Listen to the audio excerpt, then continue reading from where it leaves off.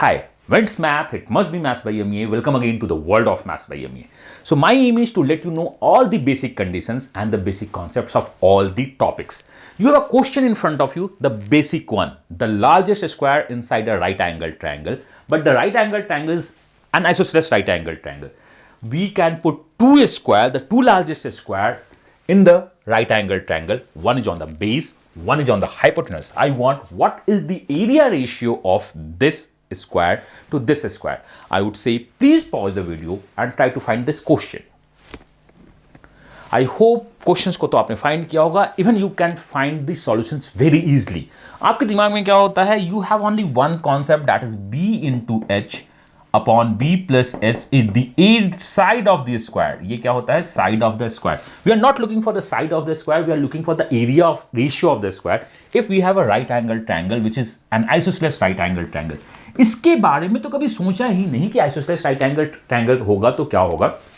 Still आप कैसे solve करते हो मैं इसे लास्ट में प्रूफ कर दूंगा. How we are going to get b h upon b plus s. But if you have an isosceles right angle triangle, how we should proceed you must know. If exam में question आता है we can solve within seconds. अगर exam में question नहीं आते हैं तो एक लर्निंग तो आपके ऐड होंगे ही होंगे.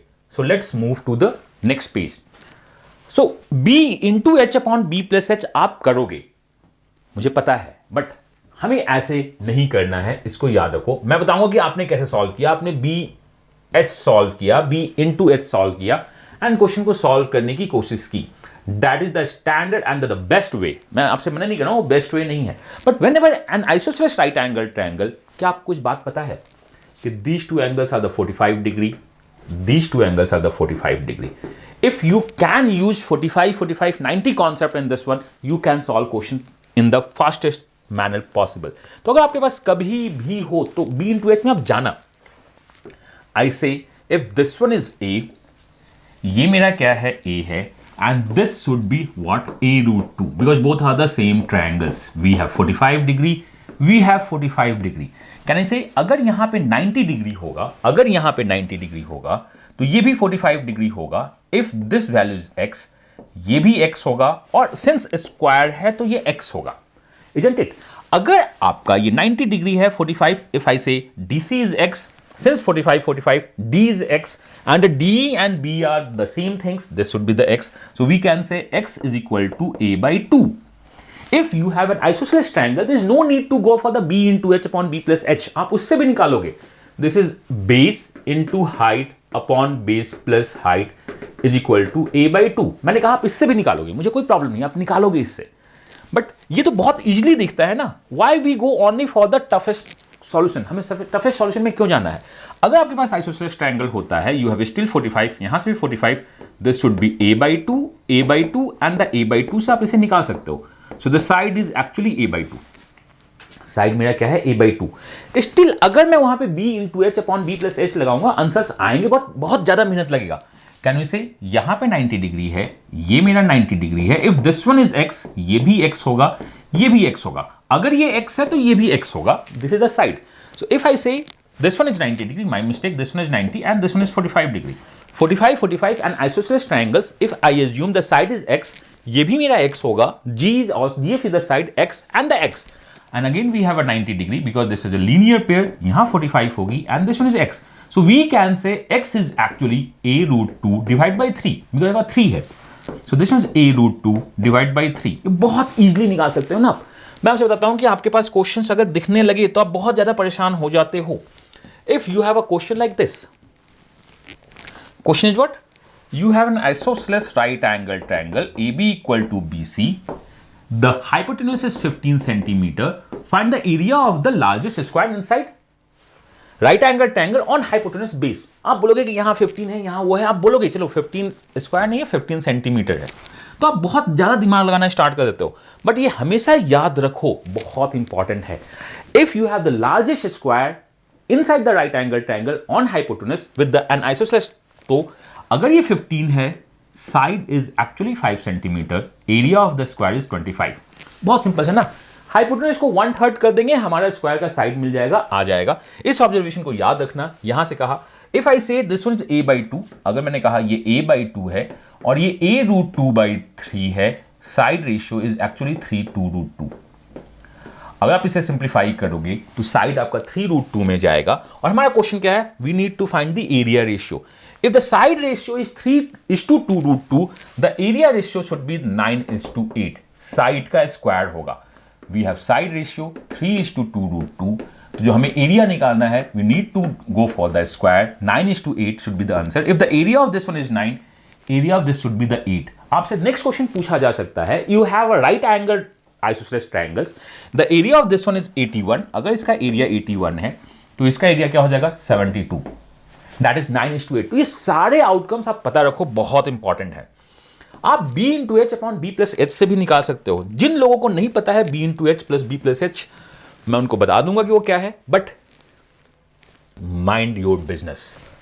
What I want, do it like a pro. उसके लिए if you know AB equal to BC and a right angle triangle. अगर आपके पास आइसोसेलेस राइट एंगल ट्रायंगल है, you must know if the side is A, if the side is A, this side is A/2. हमें यह पता होना चाहिए. If this side is A√2 और एनीथिंग, अगर आपका हाइपोटेनस A√2 है, बिकॉज आपके पास आइसोसेलेस राइट एंगल ट्रायंगल है, this side is A√2 divide by 3, और we can say if this side is hypotenuse is x, the square side is x/3. बहुत basic सा है, हमें ये पता है. Then we need to know, जो भी हमने आपको बताया, the area ratio is actually 2:3. area ratio क्या है 2:3. Sorry, side ratio is 2:3. area ratio is 9:8. इस पे डायरेक्ट क्वेश्चंस आपके एग्जाम्स में दिख सकते हैं. Area of this is given, find the area of this. 9:8. फटाक से आंसर निकाला, आंसर सॉल्व कर दिया, या आप प्रॉपर भी लगा सकते हो. तो ये जो आज की लर्निंग है, प्लीज इसे स्क्रीनशॉट ले लो, नोट कर लो, बहुत इंपॉर्टेंट है for an isosceles right angle triangle. मैं स्क्रीन से हट जाता हूं, आप इसका स्क्रीनशॉट लेके ले लो, या इस वीडियो को भी अपने इंपॉर्टेंट प्लेलिस्ट में डाल लो, बहुत इंपॉर्टेंट है. अब जो मैं बात कर रहा था कि what is B into H.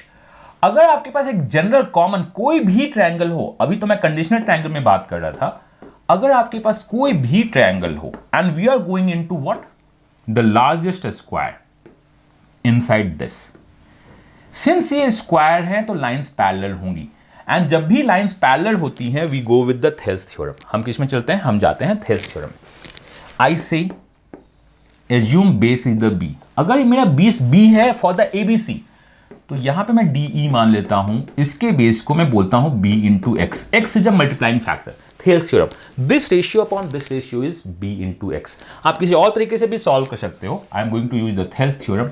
If the height of the triangle is h, if the complete triangle height is h, तो ये जो आपका हाइट होगा, दिस वन इज hx, उसी फैक्टर से जाएगा. Bigger triangle to smaller triangle is B is to x, h is to x.